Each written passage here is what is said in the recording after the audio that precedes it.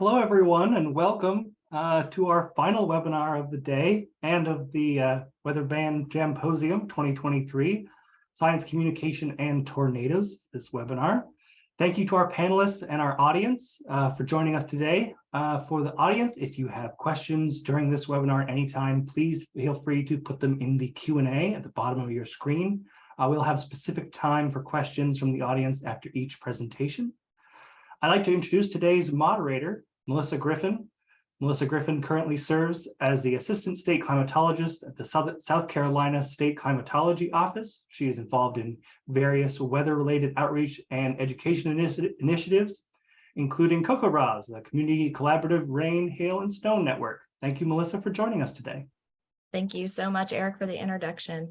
I appreciate everyone being here this afternoon for the last webinar in our Jamposium series. Throughout our webinar series, we've heard the consistent theme of communications. And so this particular seminar series is going to focus on specifically communications and tornadoes.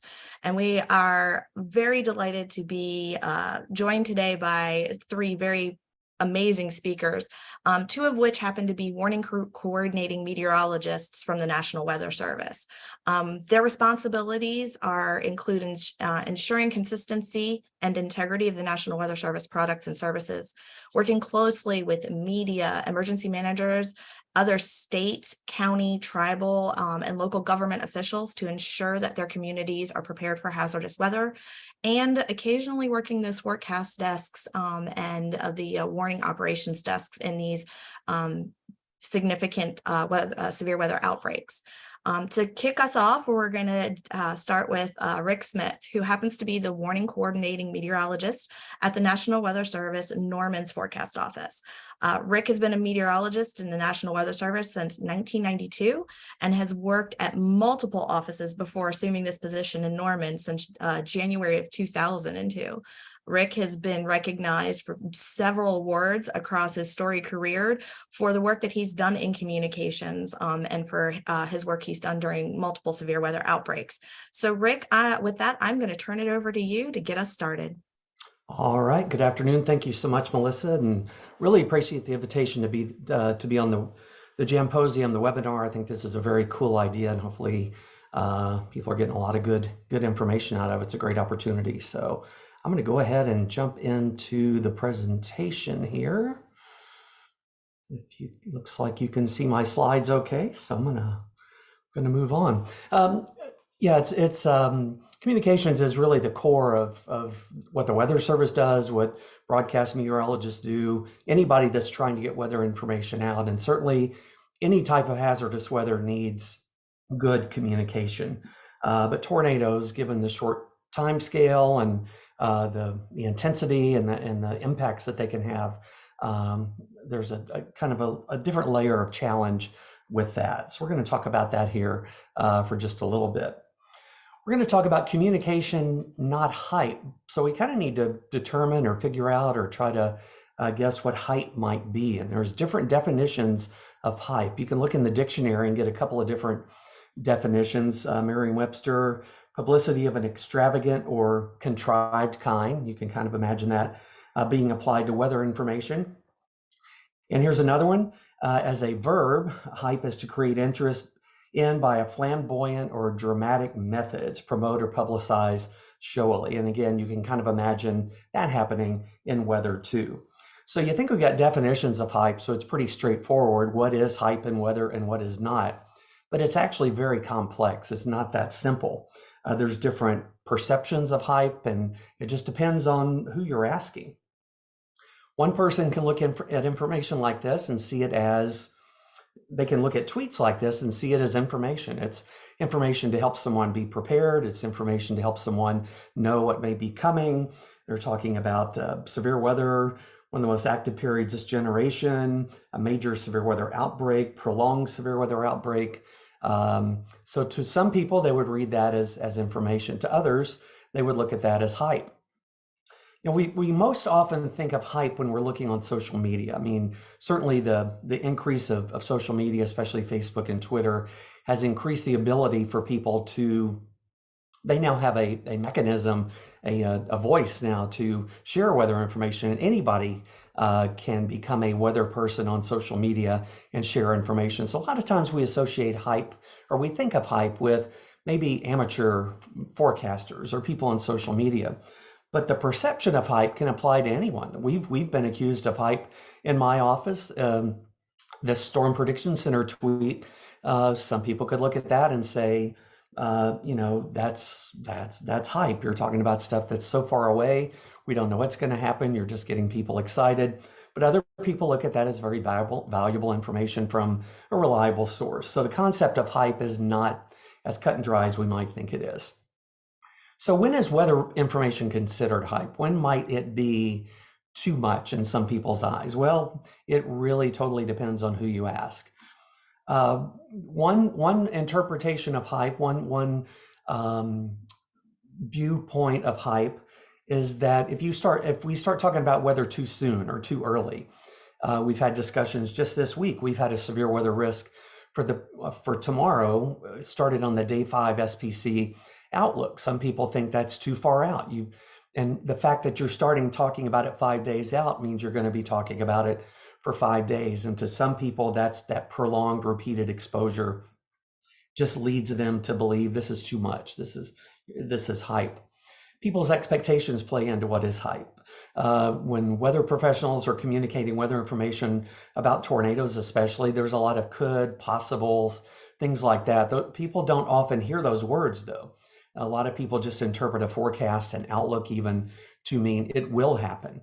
So that's people's perception, and their perception can be very personal, very hyper local. So if this tornado, if the severe weather event didn't happen to them, didn't happen where they live, or didn't happen somewhere else, then the perception to them is, well, you hyped it up. Nothing happened. You've been talking for 5 days about tornadoes and severe weather. I got nothing. So to them, the event was hyped up, when in reality, it may have affected lots and lots of people, just not that particular person. And just the sheer volume of people on social media and just out in the world in general talking about weather now, it's higher than it's ever been. Anybody can start a Facebook page or TikTok or Instagram or Twitter and get on there and show very professional looking graphics. And sometimes it's hard to break through the noise. It's hard to break through that. So the cumulative effect of multiple voices talking about hype sometimes gives the perception that that is hype. People also tell us that hype involves what language we use, what words we use. And there's a term we hear called trigger words. And we talk about that. We had a workshop with our EMs and emergency managers and broadcast media last week. And we talked about trigger words. For people that live in an area like Oklahoma or Kentucky or Tennessee or Kansas or wherever you might be that is prone to tornadoes, some people, if you just start mentioning certain words in the forecast or in your social media post, they consider that to be hype because they're very sensitive to it. Words like outbreak, or if you start talking about using the word extreme, violent, long track tornadoes, any of those words are associated with really high end events, and people sometimes automatically hear that and almost tune it out because they think, well, we hear that all the time, it doesn't happen. People in our area and people in other areas are triggered by the word tornado. Just the word tornado in a forecast, even 7 days away, 5 days away, can trigger emotions, and that can be perceived as hype as well by some people. And in our area and other areas as well, there's historic events, historic dates. In Oklahoma, you just have to say May 3rd or May 20th. You don't have to give the year. People automatically know. So if there is a forecast, whether it's a professional forecast or social media, that starts talking about, well, this looks like May 3rd, or this looks like April 27th, or pick your historic event, then people can consider that as hype as well. If they hear those terms talking about an extreme historic event, they may tune that out. Other adjectives, other language that can be used that can cause people to classify something as hype. Any of these adjectives, major, destructive, rare, unprecedented, historic, deadly, we really, in the Weather Service, in our office, we really try to, I don't know if we've ever used those words, or if we have, it's been very rare and historic if we have done it. I mean, that we're very careful, we're very deliberate with the language that we choose. And it's very metered, it's very controlled and very well thought out, we think. So we try hard not to do that. But sometimes those words get thrown around more loosely on social media or somewhere else out there in the weather information world. And that can cause people to sometimes just tune out and not be as receptive of the information. So when we're talking about communicating tornado risk, we hear a lot about the tornado warnings, the tornado warning process, communicating the imminent threat of a tornado. But the tornado warning process actually begins days in advance. There's a decent chance we'll be issuing tornado warnings somewhere in our county warning area tomorrow evening. But the tornado warning process actually began 5 days ago when we started advertising the risk that there could be severe weather and that there was some possibility of tornadoes on Sunday. So it's that warning is the final message, but it's also made up of all the messages before it, the watch, the outlook, all the graphics, all the discussion, and the controlling the information, controlling the flow of that information, and also the wording in that information is something we work very hard at so that we don't have that hype factor built into the information we're sharing. Obviously, the goal of all the tornado warning process days, hours, minutes in advance is to increase awareness, let people be prepared, and in the case of an actual tornado warning, to actually act to protect your life. So what we use very calibrated and very deliberate communication. I'm talking about our National Weather Service office in Norman. I think this applies to lots of offices. You don't just jump right into the world scenario or the emergency, this is it kind of scenario. You ramp up to it, you build up to it. And we found that usually works fairly well. Obviously, every situation is different.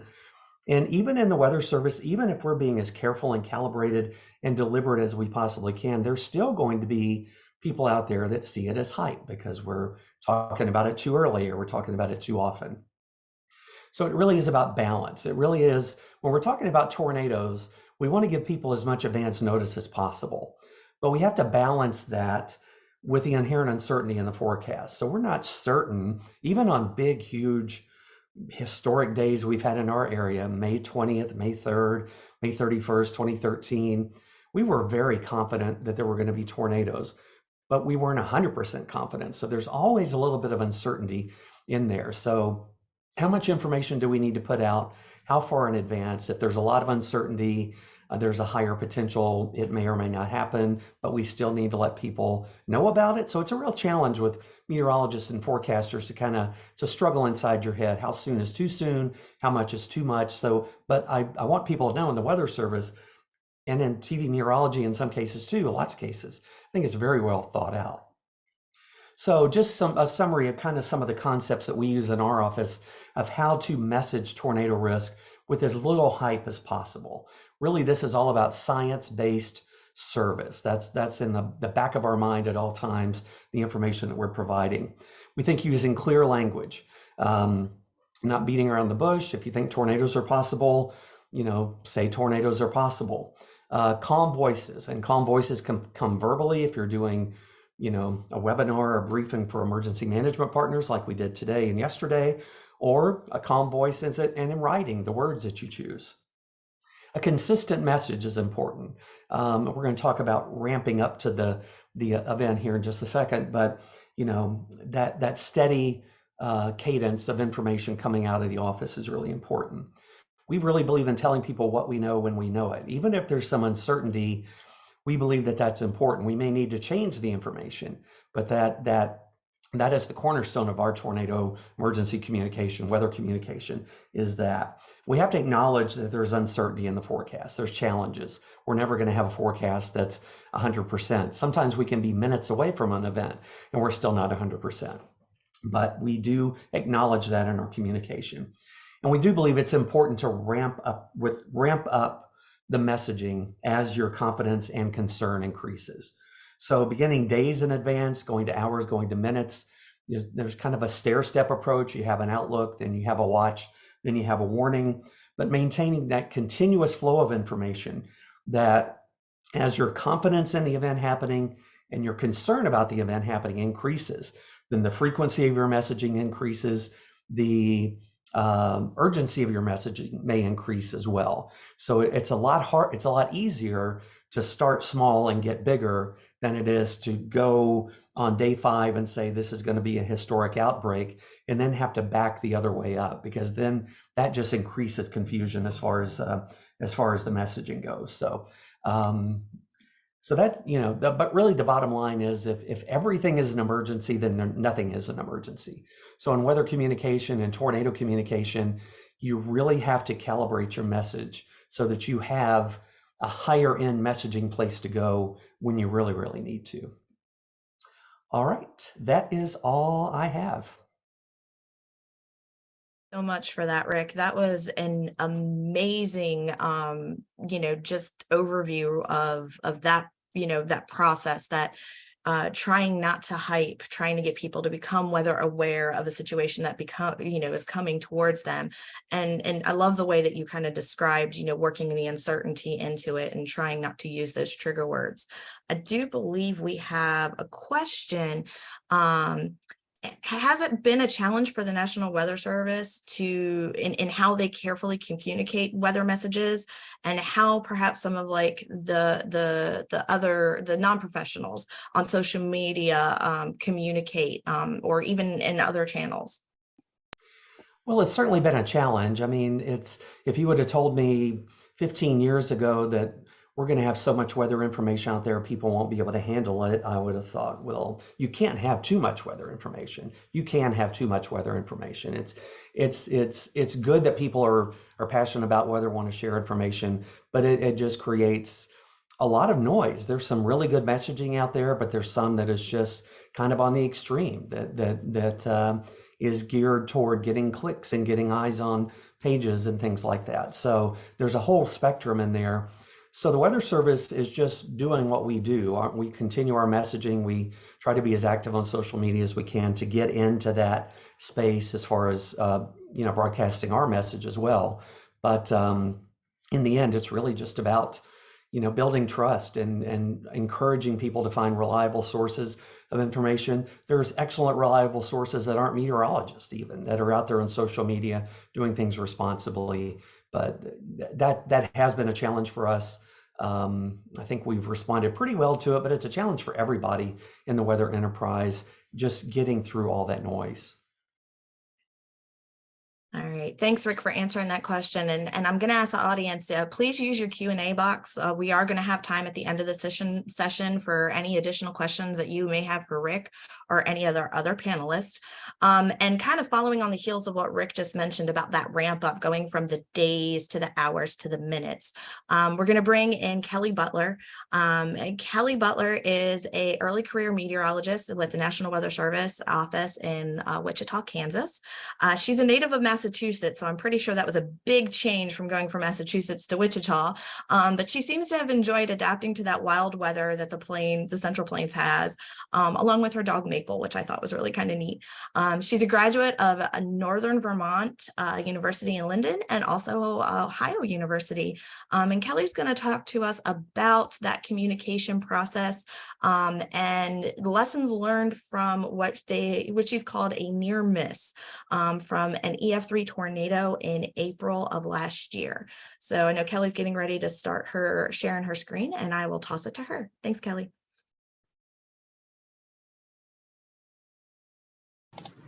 All right, thanks, Melissa. Hopefully you can see my screen okay.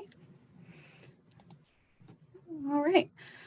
Well, good afternoon, everyone. I'm glad you hung on to the last webinars here of the day. So yeah, we'll get right into it. So like Melissa said, on April 29th, 2022, we had a destructive tornado come through portions of South Central Kansas, including Sedgwick and Butler counties. And we had a tornado on the ground for about 13 miles. And we are calling this a near miss because we have our 625,000 Wichita Metro population center just west of where the tornado went through.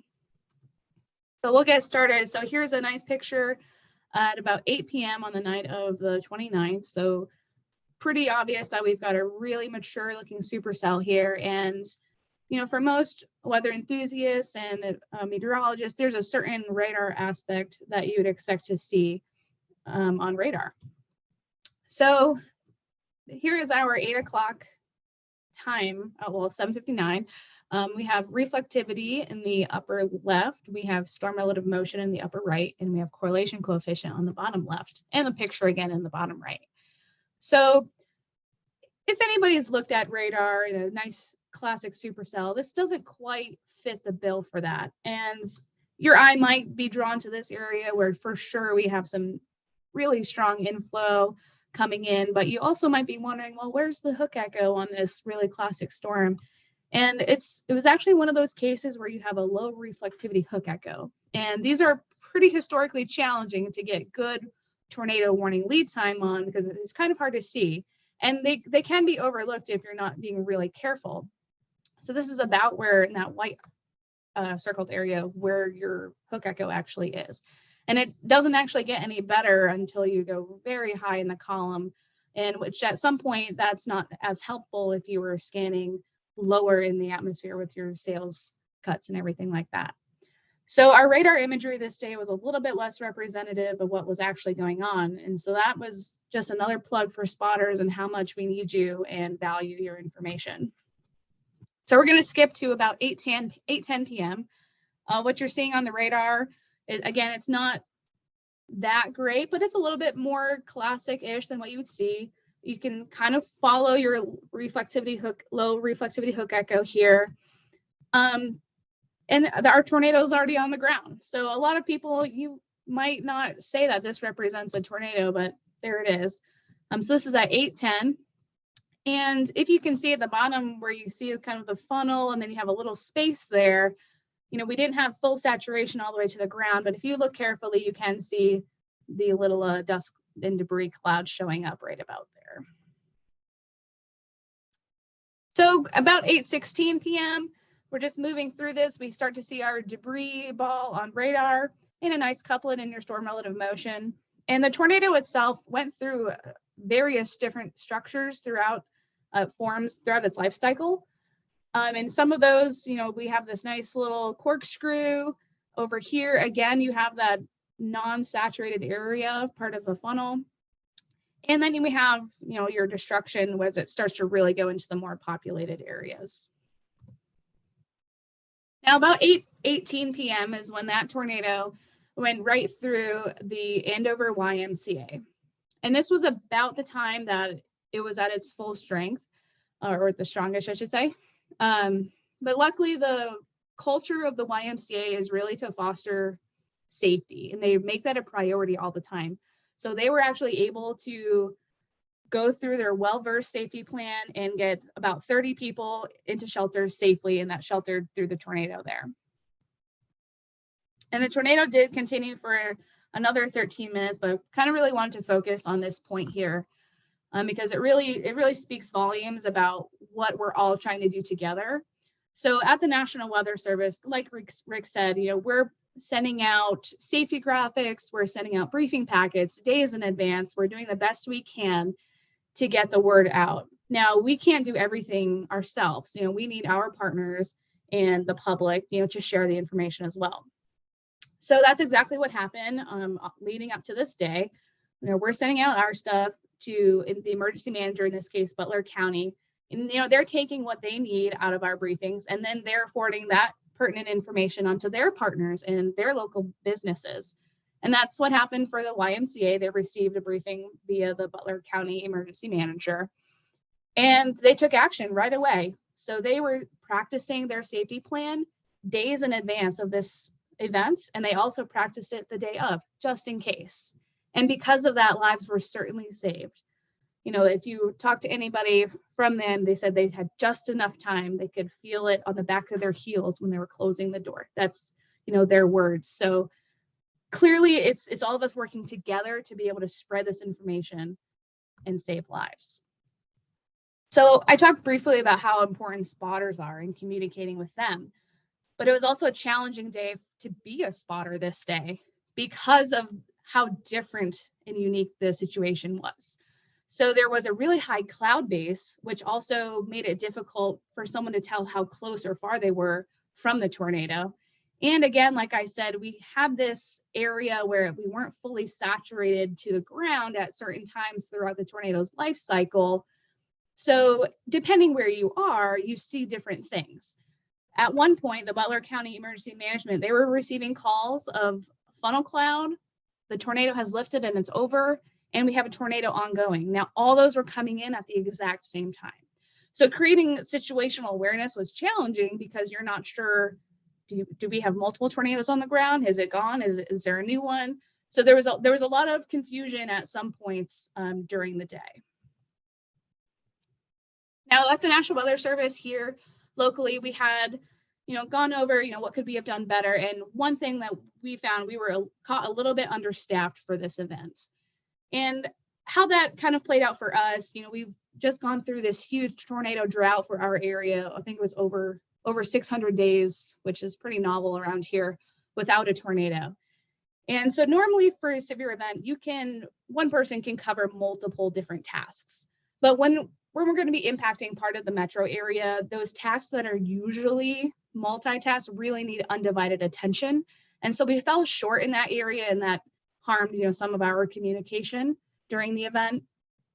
But one of the things that we were able to take away from this that might help with that in the future is the new Warn On Forecast, or the WAFs. So that system is a new model that runs only sometimes right now, and it was a learning curve for us because the first couple of runs of the day actually highlighted our metro area and said, hey, maybe about 4:30 p.m. And if you can see that little black line in both of those images, that's at the actual verified tornado path. So it actually did very good on location. Unfortunately, the time was off. So the model had about 4:30 p.m. where we were talking about a tornado touchdown time of about 8:10. But this is something we can use in the future as it gets better. We can use, hey, this is highlighting the metro. Maybe we ought to staff up just a couple extra people just in case it's included. So that's where we're going to be trying to do a little bit better. On the emergency management side, they had a lot to learn as well. Most of theirs really focused on the post-event and how they could run that a little bit better. So we already talked today about how social media is so great for so many reasons, and maybe you can have too much weather information, but you can get stuff out really fast. And that's really great normally, except in this case, the emergency managers are really using social media really heavily to push out all this resource information to people that had been affected by the tornado, but unfortunately they weren't reaching the people that needed it. So, people are outside cleaning up debris, they may or may not have internet access, or they may not have their devices to access the internet. And in certain parts of the country, some people don't even use Twitter or Facebook. So that's a kind of a thorn in the side a little bit for that. And then also they found there was a kind of a lack of education and lack of awareness on insurance. So everybody has insurance for something, but how often do you check that insurance? If you're a homeowner, do you know how much your house is worth right now and how much your insurance is worth? And so they had a hard time actually being able to find who is insured, who is underinsured, and also found that there was a large amount of the younger population thinking, high school students, recent graduates, college students, just younger folks that didn't have the right insurance. So such as renters and comprehensive vehicle insurance. So there was a lot of people that actually weren't able to get funds to cover their losses because they didn't have the right kind. So they've actually already taken a step, and they did a public information campaign to focus and educate those people on the importance of having these things. So another thing, when you have a disaster, right after you have so many people going out, you have the National Weather Service doing a damage assessment. You have the counties going out to understand who's insured. You have the Red Cross going out, or you have all these entities going out and facing people in the field that have just been affected. However, you might not be equipped with all the material that they're asking for. So if someone's asking you, hey, what do I do? My house is gone. What do I do? I don't have that information, but somebody else surely does. And unfortunately, they get that a lot. And so since they had trouble of reaching the people with their resources via social media, they were trying to think, what can we do? So one of the things that they're going to try to do around here is they're trying to make a packet of information. It will have how to clean up your debris, what your debris management. We'll have local contacts, insurance information, and have things in multiple languages, which is something that we weren't prepared for around here. There was one home that was a fully Spanish-speaking community, and there was no resources for them in Spanish. And they were relying on your larger entities like United Way to have that information, and they just didn't. So their goal is to have all of this information to be able to hand out to first responders, National Weather Service people, or anybody else that's going to be going out in the field, that they can physically hand these people the information that they need. And so another kind of interesting thing that came out of this was the impact of your COVID era training. And basically the solution was, clicking through slides is really not effective training when it comes to managing a disaster. And we have to think about that a lot. It's a lot easier now for us to go and click a box that we did our training online and we went to our conference online. And that's great for certain things, but there's definitely a con to that as well. And there's also a pro that they did have to go switch over to a hybrid virtual format at some point during the recovery process. And they were able to do that seamlessly, which previously would not have been possible. Now, the ending of this story, it's a success. Okay, that's great. But it plays out dramatically different with very, very small adjustments. So what if we said that the WAF's model was correct on the timing? Okay, so now we have a tornado that's going to go through the YMCA when it's packed to the brim and there's 300 people inside. Is that enough time? Is 8 minutes going to be enough time for all 300 people to get to shelter? Can 300 people fit in the locker room?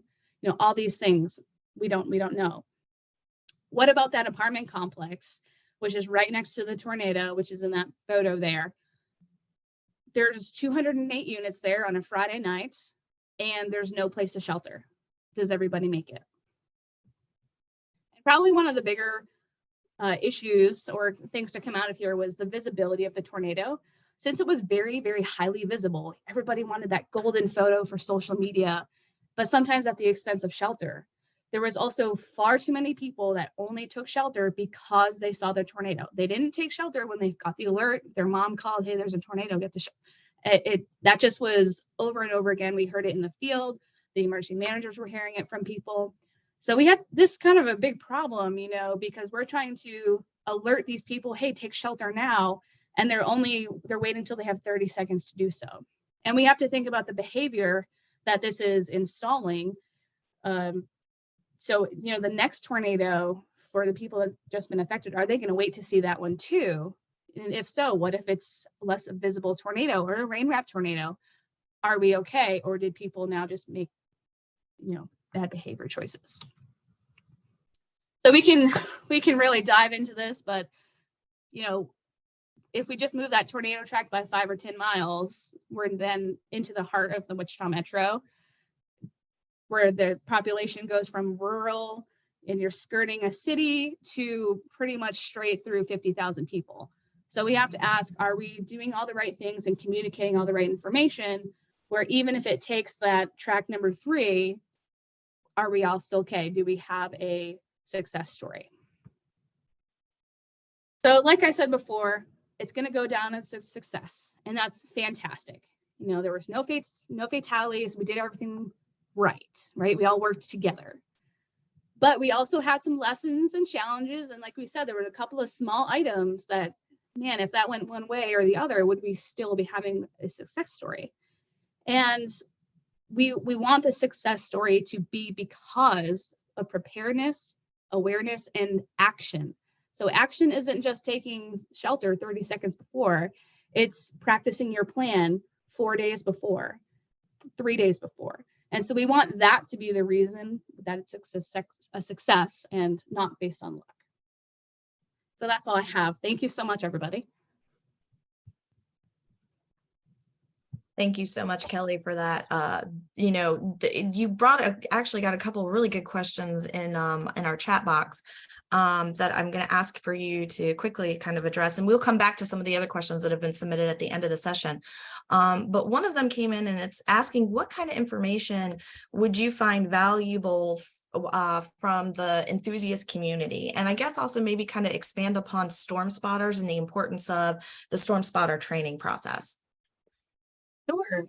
Yeah, so information that's valuable, especially as a weather enthusiast who might just be outside or going to look.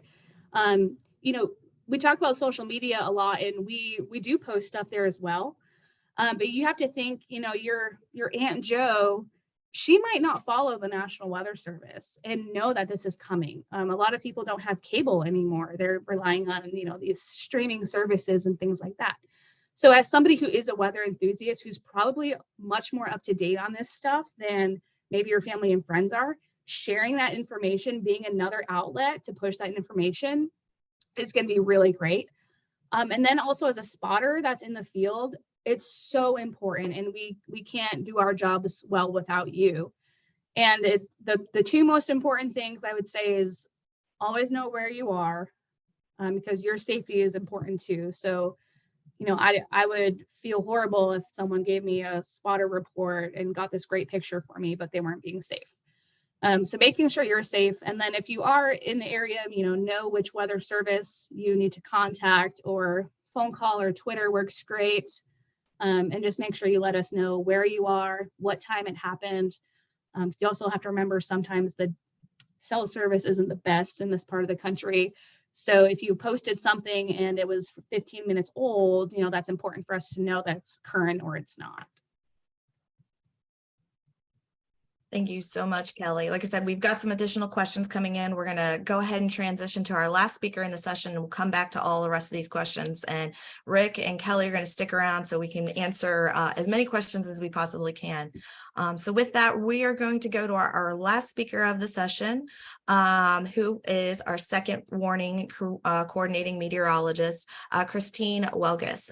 She is actually the WCM at the National Weather Service in Paducah, Kentucky. She received her Bachelor of Science in Meteorology from Northern Illinois University, and she's actually worked at the National Weather Service in Paducah since March of 2000. So, you know, she's gotten experience in working in Western Kentucky, seen many different severe weather events, but probably nothing like her first week on the job as a WCM. So I'm going to turn it over to Christine and let her talk to you about the importance of communication as a WCM and what it's like before, during, and then the after of these events. Go ahead, Christine. Thank you very much, Melissa. I appreciate the opportunity to speak with you all this afternoon. So as Melissa said, I'm the warning coordination meteorologist at the National Weather Service in Paducah. And so I'm going to tell you about my first week as a WCM and what that was like and some of the things that I had gone through. This was regarding the December 10th, 2021 tornado, which I'm sure all of you listening in on this webinar are very familiar with, because pretty much the vast majority of this tornado went completely through our county warning area. So I'm going to talk you through what it was like. And so I want to start with my journey. So, you know, I started at the National Weather Service in Paducah as an intern in March of 2000. I've been at the same office now for 23 years. And my predecessor, Rick Shanklin, who was the WCM at Paducah, I spent better part of 2 decades under his wing. And I've seen a lot of tornadoes, you know, went on a lot of damage surveys, been through a lot. Our CWA receives a lot of weather information. And so he retired in July of 2021. And on December 5th, I officially took on the position of the warning coordination meteorologist. So during that first week, you know, as warning coordination meteorologist, I had already planned a vacation to take some time off because, you know, it's December in the Paducah area. I didn't think there was going to be much severe weather, so I took that week off.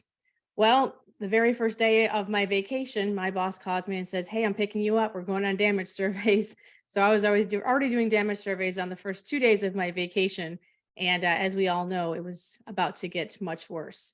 So prior to, you know, even becoming warning coordination meteorologist, you know, our office has always been very, very proactive in messaging and communicating. As Rick and Kelly have been talking about, the Weather Service is really amping up the way that they convey messages. You know, we're doing a lot more graphics. We're doing a lot more on social media to try to get that message out. And for this particular event, for the December 10th event, our office had been talking about it a week prior with our area forecast discussions and little hints here and there in our graphics about maybe some strong storms on the 10th, maybe, you know, and then just our approach is slowly amping things up as we go along. And so because we had the severe weather early in that week, again, I was on doing damage surveys on the 6th and 7th. We were just starting to introduce the possibilities of severe weather for later that week because we already had ongoing severe weather earlier in the week. And so again, even though I was supposed to be off this week, it was winter weather preparedness week actually in Western Kentucky. So I had already planned to do a Facebook Live session to talk about winter weather on December the 9th. And so, you know, again, we already were sharing plenty about the possibilities of severe weather on the 10th, but because it just happened to coincide with winter weather awareness weeks in Kentucky, we started talking about winter weather preparedness the day before this major event. And so when we started this Facebook Live, people became very angry with us saying, hey, you know, why are you talking about winter? There's a major severe weather episode slated to happen tomorrow, and you guys are talking about winter. And so I said, all right, everybody, hold up. Let me get through what I need to get through. Let's talk about winter because, you know, it is going to be winter very soon, and we need to discuss these things. And I said, I promise you, we will talk all about the 10th and what to expect and what to do as soon as we're done. And I'll stay on as long as possible to be able to do that with you. And then we did just that. It was a panel. You can see all of us there on the screen there, from my boss, Steve Eddy, who we'll talk a lot about later, to other members of the Sheriff's Office and Emergency Management Office helped us out with that Facebook Live event. But at that moment, as a WCM, you know, I was a forecaster for some 20 some years. And so your philosophy changes when you're a WCM because you have a lot more on your plate, you have a lot more responsibilities. And so I already felt my stress level increasing exponentially because I could feel and hear the fear in the people that were submitting questions for that Facebook Live. So I knew people were amped up. I knew they were listening, which was a good thing, but it was just kind of a scary feeling to know, okay, you know, this could be a lot bigger than maybe we thought. So fast forwarding to the 10th, the day of the tornado. So, you know, I continually asked the staff, do you need me to come in? You know, do you have enough people? You know, Kelly talked about, being understaffed, and that can't happen. But for a big event like this, when you know it's coming, you've got plenty of days to plan for staffing. I was technically supposed to be still on vacation, but as a WCM, you really never are truly off. So I kept calling the office and said, do you need me? They're like, you know what, Christine, you're going to be needed. So stay back. So even throughout all that, I was receiving phone calls and texts and emails, everybody from emergency managers to other partners, just wanting to have an update on what was going on. And for me, being in operations for so long, it was really hard for me to stay back and not be with my team and help out as much as I could. So I tried to take any brunt of conversations and, communication from the outside world as much as I could. But their whole, thought process was, you're going to be doing damage surveys. We guarantee that. So you need to rest up and be ready for that. So of course, any good meteorologist, I'm watching the weather and watching on radar. And I noticed this huge supercell in Northeast Arkansas, and it moved into the Missouri Boot Heel. And I just thought this is probably going to be it. And you just knew by looking at it that this was a storm. This was the one that was going to take over. It was all by itself. There was nothing, immediately to its south or southeast. We knew that this was going to be probably the storm that we need to watch closely as it moved into our CWA. So at that moment, I was actually with my boss at the time, and we're just kind of trying to relax and rest up. And all I can think about is, how bad is it going to be? How many people is this going to impact? What do I do first? It's just a very surreal feeling. Again, transitioning from a lead forecaster into the role of management and into the role of WCM is a totally different ballgame and what you have responsibilities for. And so, being that this is my first go at it solo, even though I was under the wing of my predecessor, there's a lot that you have to think about. And so I was starting to get really nervous, and I knew this was going to be bad. I just didn't realize how bad it was going to be. But, the storm finally crosses into Kentucky from Tennessee. And as it was racing toward Mayfield, you can just get this sense. And again, as a meteorologist who have seen a lot of storms, a lot of tornadoes, you just see certain signatures on radar that just make your heart sink. And again, with dual pole, you can see, you know, the TDS, and you can just see all the things that just scare you half to death. And I just knew after it went through Mayfield and the signature that it took on and everything I was looking at, this is serious. And so I did something that, you know, I didn't check with anybody. I didn't check with the staff. I just acted. And so I felt compelled to call the emergency managers for the counties that were upstream of the storm, downstream of the storms. So Marshall, Lyon, and so on. And so I called them and said, hey, this is about as bad as I've ever seen it. I said, you all need to take shelter and make sure that you are getting the word out to your citizens that this is really bad. And so, you know, lo and behold, the office probably did the same thing, but I just felt so helpless sitting at home, not being able to help, not being able to participate, that I had to do something. So that's what I planned on doing. And so it wasn't too long until my phone, both my personal phone and my work phone, started just lighting up. I was getting texts and calls, not only from my boss, which is the meteorologist in charge, or MIC, emergency managers, just other people wanting to know what's going on. And that's when it's like pure chaos in Christine's world. So, but the one call that really I remember the most, obviously, is from the Region 1 emergency manager. So Kentucky has regional emergency managers, and they serve a number of counties. So Region 1 covers all of Western Kentucky. So I remember distinctly his call, and I remember the exact words that he told me. And I remember grabbing a pen and a piece of paper to write down what he was about to tell me, because I knew it was going to be important. And all he said was, Christine, we have extensive damage and we have numerous injuries and deaths. And I remember distinctly not even being able to finish writing that down, because it hit me like a ton of bricks.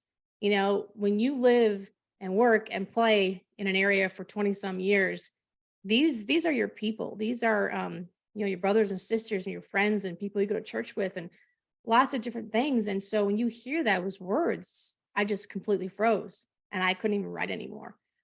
So I was completely overwhelmed and in shock at that point. I just really couldn't process what was happening. Meanwhile, this monster supercell continues to head to the northeast and impact many more counties along the way. And one of my last phone calls of the night was actually to Rick Shanklin, my predecessor, and you know, my mentor. And I remember my first words out of my mouth were, Rick, I'm scared. You know, how do I move forward from probably what will be a historic event?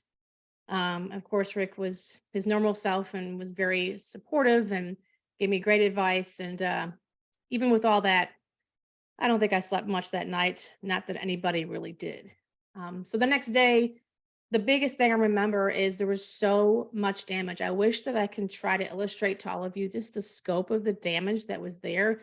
If you can imagine just standing, you know, at the cross section of two streets and looking both ways, all around you, 360, and all you see is damage. You know, it's an overwhelming feeling of when you're trying to get out there and do damage surveys, where do you start? You know, we knew of a few places at 8 o'clock in the next morning we knew Mayfield was hit bad. We knew Dawson Springs was hit bad. So, you know, you gather teams and you try to figure out, okay, well, let's go to where we know the damage is. So when you come into Mayfield and you're driving south on Highway 45 and you cross over this hill, when you cross over the hill, you get a glimpse of Mayfield. And talk about utter shock when you cross the hill and it's just all you see is damage from as far as the eye can see, because this thing was at least a mile wide for most of its life. You know, every part of you feels numb.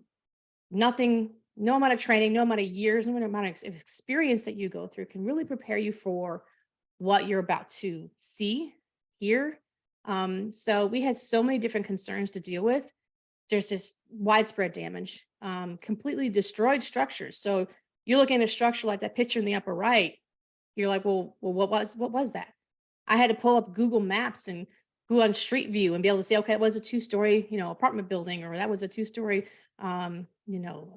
retail building. You don't know what you're looking at. There was so much debris, dodging down power lines, closed roads, excessive traffic, especially in Mayfield and Dawson Springs. You know, being that we got there first thing the next morning, there were still rescue teams rescuing people. A lot of damage removal was already taking place. It is December. You've got short days to work with. And then still trying to figure out where the most damaged areas were. To try to, filter through that is crazy. There's so much of it. And then again, as a warning coordination meteorologist, you are the public liaison to the outside world. So you're responsible a lot for the interviews, the press releases, the news conferences, messaging to public, and lots of stuff going on still back at the office that I was trying to help the staff through. What kind of messaging are we putting out? Are we doing forecasts for recovery efforts? So much more going on at the office as well. So I remember the day after, which was Saturday, December the 11th. I was on the ground probably for not more than a couple hours, and I get a text, and I couldn't even tell you who the text was from, but it was somebody up in Frankfort in Kentucky at this state EOC. And they said, hey, there's gonna be a helicopter landing in Mayfield, get on it. And so we were able to ride in that Black Hawk helicopter that you see there at the bottom of your screen and actually fly over the entire path. And it was only then that we realized that this thing was consistently on the ground for a long, long time. There were no gaps. And that we had at least EF2 damage for the entire path. This thing was a mile wide. The amount of trees that I saw that were uprooted or snapped I can't even begin to tell you how that looks from the air. It's incredible. Hundreds upon hundreds of structures damaged or destroyed. And so every National Weather Service office has a WCM and also a SOO, a Science and Operations Officer. And that's the gentleman in the red there, Pat Spoden, who's now retired. And he was a great help, and I'll go into that in a minute here. But it was at that point where Pat and I looked at each other, we're like, there's no way that we can do this alone. There's too much to do, and we need help. And so the next morning, we continue to send survey teams out to Dawson Springs and Bremen, which are further to the east. But we had to call in reinforcements. So we had damage surveys come in from the office in Lincoln, the office in Springfield. We also had something called a quick response team, which is a specialized team that is well-versed in rating higher end tornadoes. We actually had a secondary tornado to the south, and thankfully my counterpart in Nashville, Chrissy Hurley, and her team, surveyed that one for us as it crossed into the southeast portions of our CWA. And so on Sunday, the 12th, my boss and I, Steve Eddy, who's the guy in the bluish greenish shirt there in the pictures, we started going southwest of Mayfield to see, to track the tornado southwest and toward the Tennessee line. And we didn't get too far before we're called back to the EOC, their Emergency Operations Center, for briefings. And we actually personally briefed the Kentucky governor. That's a first for me. Jen Cantori from the Weather Channel interviewed us. And then it came time for the national press conference. Okay. The picture on the bottom there, that's just about maybe half of all the cameras that were there and all the news station and radio stations and newspaper. I've never seen so much press in one room in my entire life. I've never done a national press conference before. And I remember Steve looking at me and saying, you can do this. I have more than enough faith in you to do this. He's like, I can do it if you want, but you can do this. And I remember distinctly looking at him. I said, okay, I'll do this, but I want you to stand right there and don't move. I want you right there by my side in case I need you. And at that point, we didn't have a whole lot to share. So there wasn't too much that they really could ask me questions on because I didn't know that much at that time. But you notice in all those other pictures there, where's Steve? Right by my side. And that's going to be a key point to how I end this presentation here. But the week ahead, again, there's so much I can't fit into a 10, 12-minute talk here, but the repeated 15 to 16-hour days, they get to you. Let me tell you, after doing that for a week and a half straight, you're running on pure adrenaline at that point. The damage surveys every single day, we went out every single day.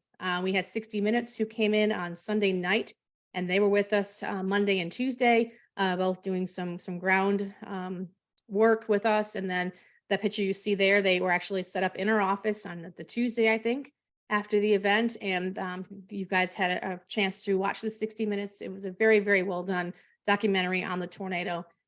So they did a wonderful job. It was great working with them. So not only did we have all the stuff that was happening outside of the office, but the staff in the office, they still had to deal with media interviews and trying to still message things on social media about where we were in the survey process. There were so many questions about, why we're not done with the rating yet. And I felt like saying, this thing's 167 miles long. It's a mile wide, and across into the office to our east into Louisville's area. So they were still working on stuff on their end. You can't get that done in a couple of days. It's just not going to happen. So we're also dealing with questions when we finally come up with our rating of a high end EF4. Of course, you're getting scrutiny on why is it not an EF5 and dealing with all that and trying to help the staff with that as well. So trying to get them talking points, because not only am I getting calls out in the field, but they're also getting phone calls and questions in the office as well. So again, we were very cognizant of the fact that there was still a lot of recovery and damage removal going on. There are a lot of people outside. And so we had to do a lot of forecasts to help make sure that keep the people safe they're outside. So, and not to mention the emotional side of this, you're inundated day in and day out seeing damage that, most of people won't see in their lifetime, talking with people, seeing things I shouldn't have seen. And that wears on you after a while. The emotional toll of what you go through day in and day out.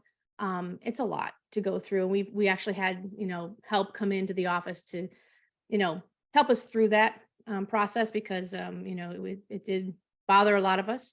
And, you need help to go through that. You're not trained to do that. So that was very good. So one of my last slides here is just talking about my support team, the rest of the management team at the office. I mentioned Pat Spoden, who's now retired, and my current boss, Steve Eddy. I couldn't have done what I did without them. And it just goes to show you, when you have support, like these two gentlemen were, they were my rocks. They never left my side. Steve was with me every single day. We went out together every single day, and they were absolutely instrumental in keeping me sane, keeping me calm, for the hours, the days, the weeks, the months following the tornado. And their positivity and courageous spirit, it just made every day, easier to tackle because they were there. Because we did everything together. You're never alone in the things that we're required to do. We brainstormed every day. We tackled all the challenges we had to do every day together. They led me through every step. I never felt alone, and they weren't going to let me fail. And that was one of the most amazing things to have to go through, probably one of the biggest events in my career. But knowing that, I had these awesome guys that were right by my side that, helped me through, and just the support from even the surrounding National Weather Service offices. I know Rick Smith reached out to me. He was amazing. And just everybody that was sending emails and texts and things like that saying, hey, we're with you guys. What do you need? And that's the mutual aid. And that's why the Weather Service is so awesome, because we help each other out, even if it's just a simple email to say, hey, we're with you. Offices would send us food and things like that. So it's just an amazing experience. And so, I really wanted to put a shout out to these two gentlemen, because, I would have not made it through this event being so brand new in this position without them. So I will never forget how they made me feel. And I hope one day that I can give that back in some capacity to the young folks that come into the National Weather Service, at least on our end. So, but I want to end you with a tweet that we put out. I at about the 7th day, I finally was in the office for a little bit of time, and I just felt like I needed to do something to let the people out there know that we were with them. And so I drafted this graphic and put it out on December the 17th as kind of a, hey, we're with you. We've seen all the, heroic efforts being made. And I think it just spoke volumes of our partnership with the community. So, and that's all I have. So thank you for this opportunity to reshare my story, and I'll answer any questions, Melissa. Thank you so much, Christine. This is probably like my third time hearing you tell that story. And I always am just like blown away by your baptism by fire with that. But, going back to the communications piece of it, you guys were in winter weather awareness, and here you are having to like balance the communications of being prepared for winter weather and this potential, historic outbreak. it just, I guess one of the questions, and this is kind of, Kelly had alluded to it. There's they had an 8-minute lead time at the YMCA. And that lead time is used to help communicate the preparedness, part of, making sure you seek shelter, you're in your safe place. Do you remember what your lead time was on that particular tornado warning? And it was multiples as it moved through the state. Well, to be honest with you, I do think it's important to talk about the special weather statement that one of our lead forecasters put out 2 hours prior to the tornado reaching the Mayfield area. I think he issued at 7:40 something. Mhm. And it basically was a plea, our last ditch effort to say, this is bad, this is coming, and it's going to be bad. You guys can look up the SPS. I don't have it here in front of me, but it's a special weather statement. And basically said there's this really bad storm down in Arkansas, moving up through the Boot Heel. And if it continues to, track in the current state it's in, it's, there's a really good chance we'll see a bad, tornado out of this. And so that to me was that first initial, I guess, pre-warning. I don't know what you would call it, just a very big heads up. But I do believe there are 20 something minutes, I want to say, of warning at least. Because, as far as Mayfield's concerned, there were warnings that were issued back toward the southwest of Mayfield earlier. So people that, live in Mayfield, they saw the tornado warnings that were coming out for Fulton and Hickman counties to our southwest. So, there's no telling, again, how much time they had. But as far as just Graves County and Mayfield, I think there was at least 20 something minutes. I'd have to look it up to be, 100% sure, but. Thanks for that. So we've got some questions in our Q&A chat. So I'm going to ask all of the panelists to come back on screen so we can talk a little bit and answer some questions. So I'm going to toss this one to Kelly real quick first, because it's just right there in my forefront.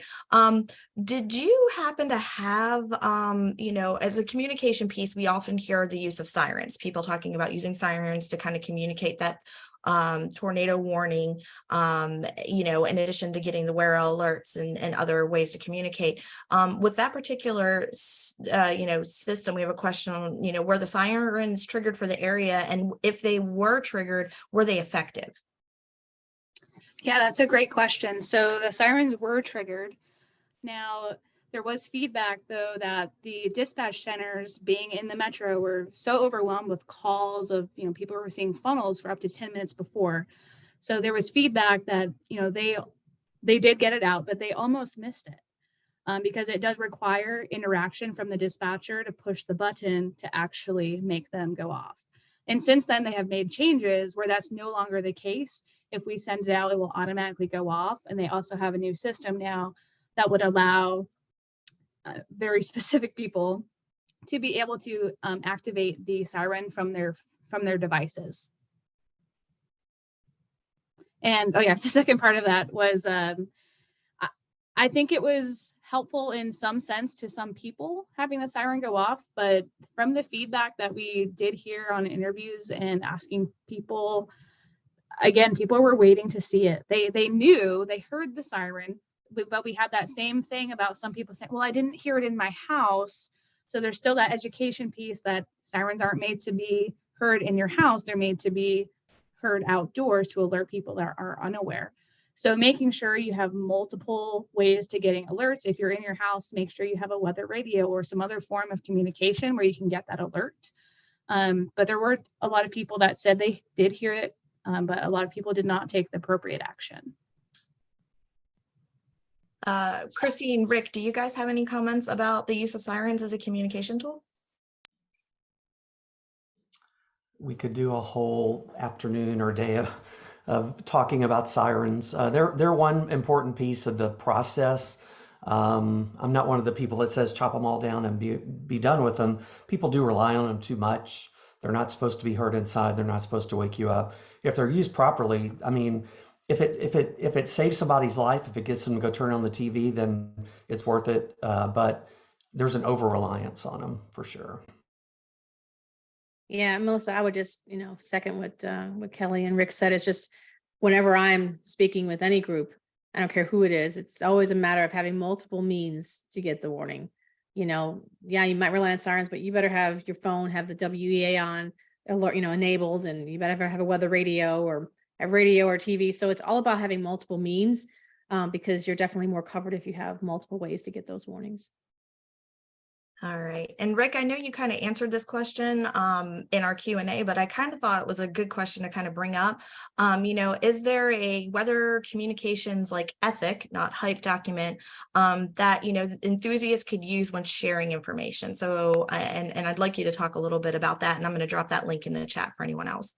Yeah, it's maybe not exactly that, but it just so happens that the AMS has a series of policy statements on all kinds of things, and it's really fascinating if you go through those. And Melissa will put the link to the website in there, but they actually have one called Best Practices for Publicly Sharing Weather Information via Social Media. And I wish I had referred to this when I was putting my presentation together, because there's some cool stuff in there, but it's about some of the things I talked about, just being responsible. So there's a lot of good best practices in there. So I think that's a really great document. And if you poke around on the website, there's lots of other really interesting ones pertaining to tornado safety and messaging and things like that. But I thought that was a really good one that captures a lot of what we're trying to get at. So another question we got from Q&A is, with the increase in these cool season tornadoes in areas that, we typically don't see them, and even to get the earlier start to some of the tornado seasons, do you guys think maybe, or is there any talk about trying to include even an earlier start in messaging and some of the end of the like winter weather, season messaging that, the Weather Ready Nation is doing, or anything that the National Weather Service might be doing? I can talk to that. So back in November 2005, if anybody remembers, the Evansville area tornado killed 25 people, happened at 2 o'clock in the morning on November 5th. And so ever since that tornado, at least our office, we've been extremely proactive in not only highlighting nighttime tornadoes, but also highlighting the off-season or fall season tornadoes. In fact, ever since that time frame, and I pretty much think it's been since that time frame, we have a fall severe weather awareness week where we highlight that. And usually I try to run that at the very end of September or the very first week in October. And so we've been doing fall severe weather awareness campaigns to highlight that very subject for the last at least 15, 20 years now. So.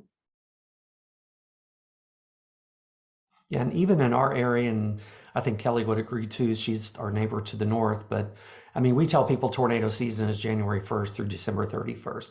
Even here, we don't get them like Christine does, but we've had tornadoes November, December, October. So we're constantly messaging that. If there's any risk of it, we're always messaging safety and being prepared.